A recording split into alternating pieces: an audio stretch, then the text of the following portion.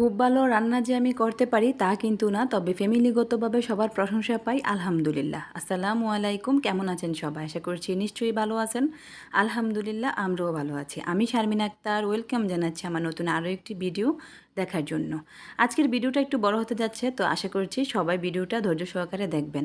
এখানে আমি আজকে রোস্ট রান্না করব, তো রোস্টের জন্য মাংসটাকে খুব ভালো করে ধুয়ে পরিষ্কার করে নিয়েছি। তো এখানে ম্যারিনেটের জন্য আমি এখানে লেবুর রস এবং লবণ গুঁড়া দুধ দিয়ে খুব ভালো করে মিক্স করে নিচ্ছি। আমি যেভাবে রোস্ট রান্না করি আমার ফ্যামিলির কেউই কিন্তু জানে না, তবে আশা করছি আজকের ভিডিওটা দেখার পরে সবাই বুঝতে পারবে।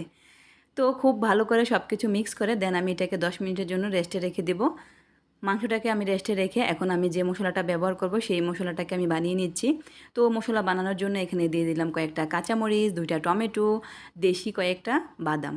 সব কিছু খুব ভালো করে মিক্স করে এক সাইডে রেখে এখন আমি চলে আসলাম মাংসটাকে ভাজার জন্য। ভাজার জন্য দিয়ে দিলাম অনেকগুলা তেল।